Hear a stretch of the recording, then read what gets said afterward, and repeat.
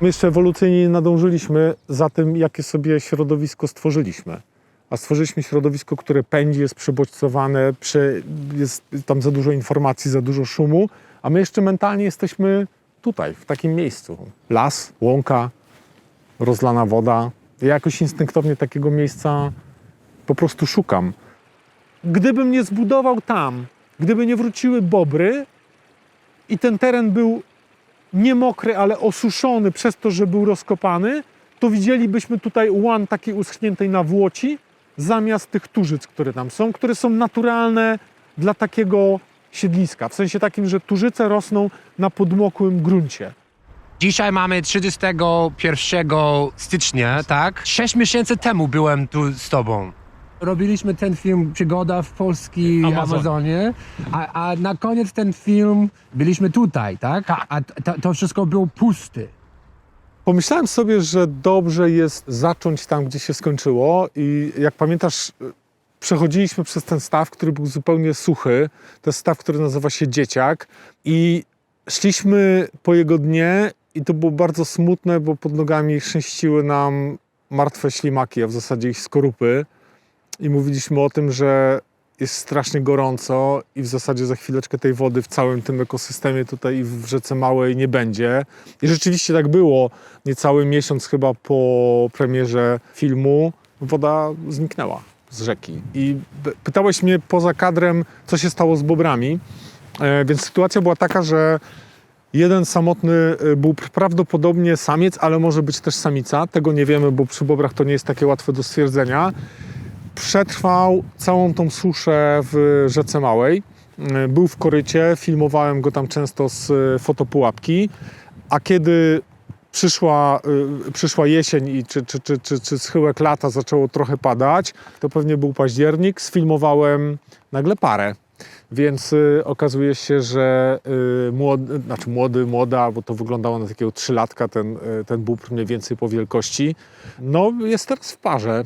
I patrząc na to, co się dzieje i gdzie się urządzają i co robią jako para, to wydaje mi się, że chyba w połowie roku będziemy tutaj mieli już rodzinkę, a nie parę. Tak mi to wygląda i tak to generalnie się odbywa u bobrów, czyli teraz jest okres rui i dlatego na przykład jak będziemy teraz szli, to nie będziemy zbytnio podchodzić do miejsc, które są prawdopodobnie zamieszkałe, żeby po prostu im nie przeszkadzać, dlatego że po pierwsze jest okres rui, a po drugie jest okres zimy, a zima to jest taki czas dla zwierząt, kiedy one wkładają bardzo dużo energii w to, żeby po prostu przetrwać zimę. Tutaj jest naturalny odpływ z tego całego terenu. To nie jest odpływ wykopany przez człowieka, to jest naturalny spływ tutaj z tej całej podmokłej łąki i on się wypełnia wodą pod właśnie dwoma warunkami, że w Małej jest woda i że są tam bobry. Bez bobrów widzielibyście tutaj suchą łąkę. Za 0 złotych, bez betonu, koparek, pozwoleń na budowę, pozwoleń wodnoprawnych zatrzymują tutaj dla siebie i dla nas dziesiątki metrów sześciennych wody. Tutaj przejdziesz, tylko musisz ostrożnie taką technikę stosuj, że małe kroczki, żeby patrzeć po prostu dokąd ci sięga woda, nie? Żeby nie zalać. Bo jak zalejesz, to koniec wycieczki. Musimy wracać, bo jest tak zimno. Tutaj idź, po prawej. To koniec wędrówki, bo będzie nam za zimno. No, dawaj. Po to masz kija, żeby się jeszcze podpierać przed sobą. Dajesz. Okej. Bo chodzisz tu generalnie codziennie. Tak, prawie codziennie. Nie ma znaczenia, czy to jest jakby wiosna, lato, jesień, zima.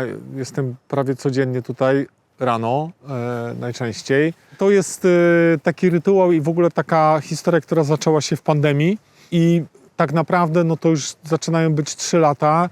No a jakby moja przygoda aktywistyczna zaczęła się stąd, że koparka Wód Polskich wjechała nad Rzekę Małą do rozlewiska tam pół kilometra stąd. No i ją po prostu przekopała, zdewastowała, zniszczyła w ramach tak zwanych prac utrzymaniowych, które mają za zadanie udrażniać rzeki, żeby woda spływała jak najszybciej do morza. Co jest totalnym absurdem i kompletnie błędnie źle wydanymi pieniędzmi, bo my właśnie powinniśmy stawiać i Wody Polskie, w ogóle potrzebujemy polityki wodnej, strategii wodnej, która będzie premiowała takie miejsca. to, co obserwujecie tutaj, to jest najbardziej naturalna retencja z możliwych, czyli spada deszcz, spada śnieg, jeżeli on oczywiście jest, spływa rzeką, zatrzymuje się na mokradle, na tamach bobrowych, rozlewa się i spokojnie sobie tutaj przesiąka do wód podziemnych, tak? Zasilając je, to jest bardzo powolnym procesem. I teraz jakby ta woda cała spływała jakimś przekopanym korytem, to by po prostu szybko spłynęła i stracilibyśmy ją bezpowrotnie. A trzeba powiedzieć, że w Konstancinie mamy gigantyczny problem z wodą. Pokłady wodne w Konstancinie są bardzo płytkie, są mocno zanieczyszczone i stosunkowo szybko się wyczerpują. I tutaj generalnie będzie w ciągu 20 do 40 lat bardzo duży problem z wodą. Takie miejsca są po prostu bezcenne. Jesteśmy w bardzo fajnej części lasu, która jest mocno zdziczała. Widzicie tutaj bardzo dużo poprzewracanych, potężnych drzew. To są topole białe prawdopodobnie, które bardzo szybko rosną, osiągają gigantyczne rozmiary, no i potem upadają. I to, co jest super fajne w tym miejscu, to to, że pozwala się im tutaj leżeć. Ja wiem, że to dziwnie brzmi, pozwala się, bo w wielu miejscach po prostu mówi się, dobra, trzeba posprzątać ten las, co to w ogóle jest, nie? A ja wam coś pokażę, bo jak mówimy o tej retencji, to popatrzcie. Wygląda to na spróchniały kawałek drewna, nie? Który wziąłem stąd. Teraz zobaczcie, co się dzieje. To jest też element retencji w środowisku. I ja chcę wam powiedzieć, że nawet jak w środku lata będzie 40 stopni, dookoła będzie sucho, to tu w tym pniu nadal będę w stanie wycisnąć z niego wodę. I to jest niesamowite. To tylko dokumentacyjnie, to jest właśnie wierzbówka, która zasila staw, nad którym wystartowaliśmy. Czyli ta woda tutaj bierze się przede wszystkim z zatamowanej wody w małej, którą tamują bobry. Więc one przesyłają tą wodę tutaj, żeby zasilała staw. Czuję się częścią tego miejsca i czuję się po prostu odpowiedzialny, więc ten zaimek osobowy oznacza dbałość i odpowiedzialność o to miejsce. Jestem częścią takiej inicjatywy Pamiętajmy o Mokradłach i to jest w ramach Centrum Ochrony Bagien i Mokradeł. I rozmawiamy z Wodami Polskimi, żeby nie wykonywali standardowych prac koparką tutaj, tylko podeszli do tego dużo bardziej selektywnie, może nie w każdym miejscu w taki sam sposób tą rzekę trzeba traktować. No i pytanie jest o walory przyrodnicze, o to życie całe, które tutaj jest. No jesteśmy w dialogu w tej chwili, więc to jest też część mojego bycia tutaj nad tą rzeką. Więc staram się, no jest to jakąś rzeczą oczywistą, że przychodzę tutaj, no i teraz jak staniemy, przez chwilę nie będę mówił, to posłuchajcie po prostu.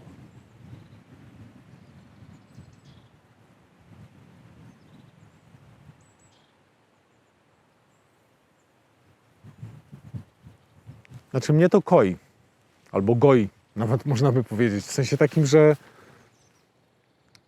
znaczy ja tutaj szukam jakiegoś, wiesz, spokoju, wytchnienia, tego, żeby zresetować ten goniący umysł i ilość bodźców, która po prostu dociera do nas codziennie. No to tutaj to jest takie miejsce dla mnie, które ma tą ilość bodźców bardzo mocno ograniczoną, tak? Albo one są nienachalne, tak? Te stada sikor, które sobie tutaj śpiewają, popiskują, gila, którego słyszymy, wiatr, który szumi w drzewach, otoczenie jest z jednej strony można powiedzieć jakoś różnorodne, jest woda, łąka, drzewa, ale z drugiej strony jest bardzo spokojne, w sensie nie poruszają się tutaj szybko samochody, ludzie, nie ma jakichś dźwięków, mało dźwięków ludzkich dociera, tak? Słyszymy gdzieś samolot leci w tle, z tamtej strony jest droga, słyszymy szczekanie psa.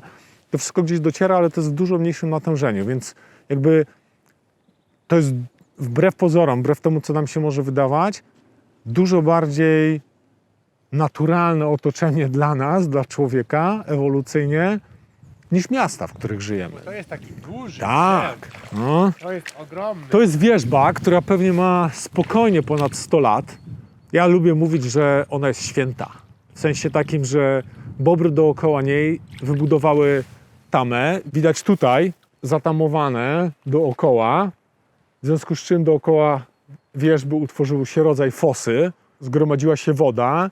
Mam takie filmy, kiedy jest 40 stopni w lecie, wszędzie jest sucho, tu jest jeszcze garstka wody i tu na przykład przylatują wszystkie ptaki z okolicy, żeby się chlapać, nie? Sójki rozszczapiżone, kowaliki, wszystkie ptaki przylatuje myszołów na przykład, który straszy całą resztę.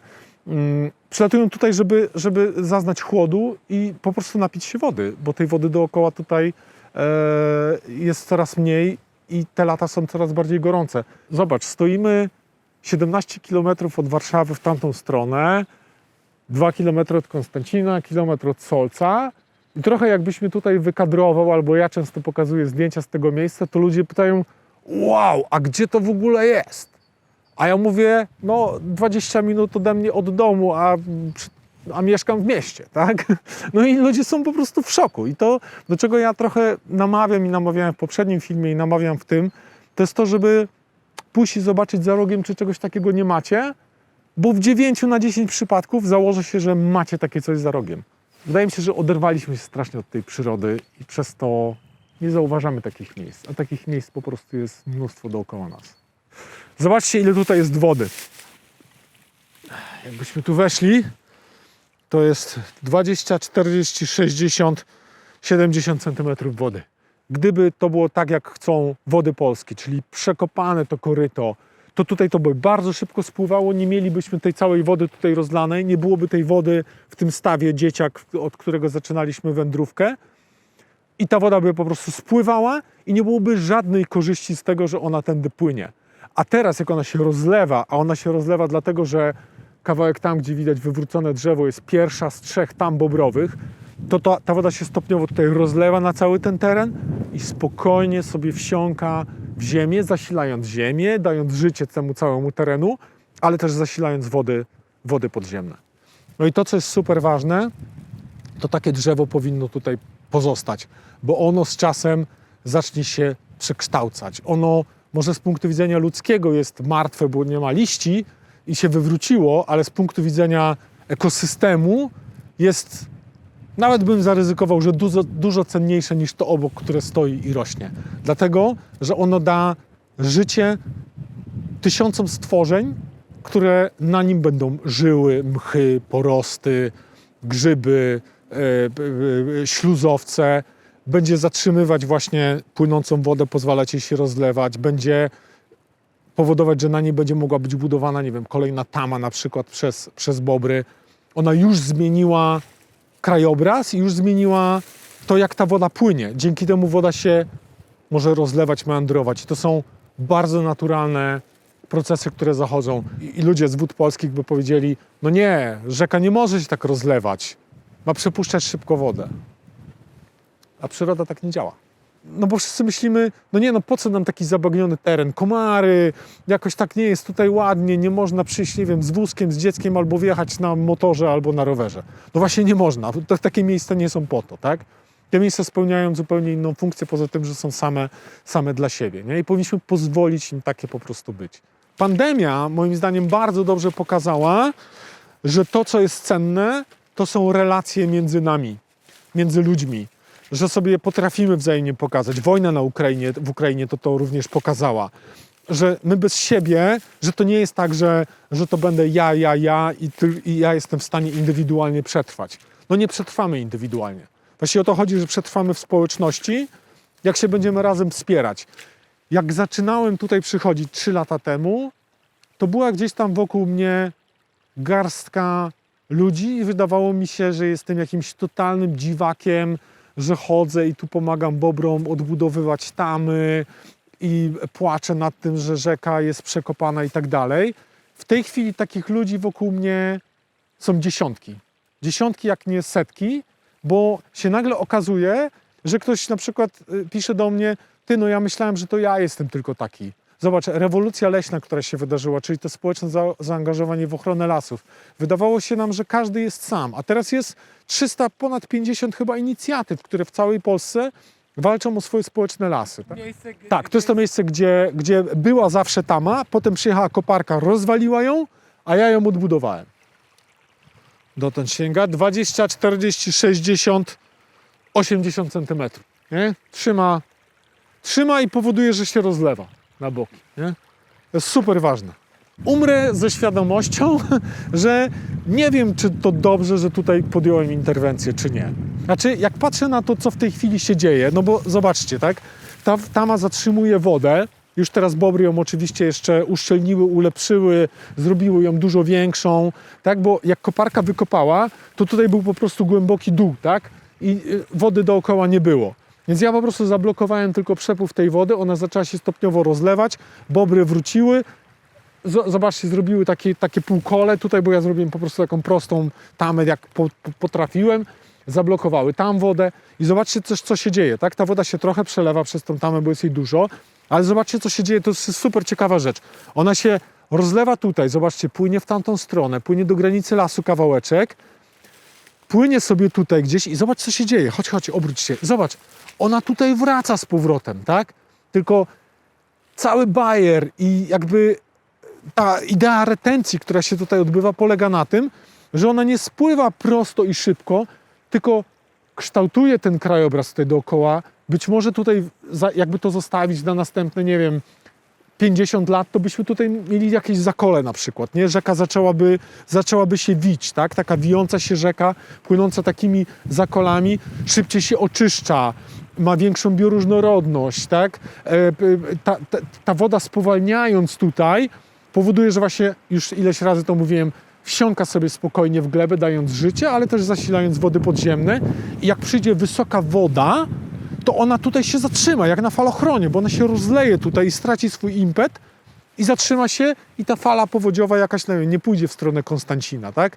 Więc jak patrzę na to, to sobie myślę, dobrze chyba to zrobiłem, no bo zajęłoby to być może dużo więcej czasu, a dużo więcej wody byśmy stracili. Więc no, podjąłem tą interwencję z myślą o tym, żeby zatrzymać tą wodę tutaj, myśleć jak bóbr. Nie stworzyłem też tej tamy w miejscu, gdzie jej nie było, bo ta tama tutaj była, tak? Cały ten materiał był wywalony przez koparkę. Ja go po prostu z powrotem włożyłem do rzeki. No i chyba powiem, że nie żałuję, ale mam świadomość tego, że podjąłem jakąś interwencję, którą być może należało pozostawić przyrodzie. Nie wiem, czy to dobrze, czy niedobrze, ale jak patrzę na to, co się tutaj wydarzyło, to czuję się zadowolony z tego. W sensie takim, że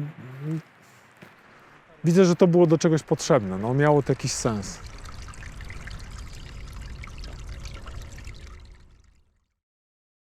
Dajcie nam like, komentujcie, udostępniajcie video i oczywiście subskrybujcie, żeby zobaczyć więcej ciekawe filmy. Daniel, super było kolejny raz. Bardzo dziękuję. Gdzie ludzie mogą znajdować więcej informacji o Twoje działania? To bardzo proste, dlatego że moje kanały społecznościowe nazywają się Daniel Petryczkiewicz, Instagram, Facebook. Na YouTubie nie takie super jak Jonathana, ale też zapraszam po filmy z fotopułapek na przykład. No i super, bardzo Wam dziękuję, że zechcieliście obejrzeć.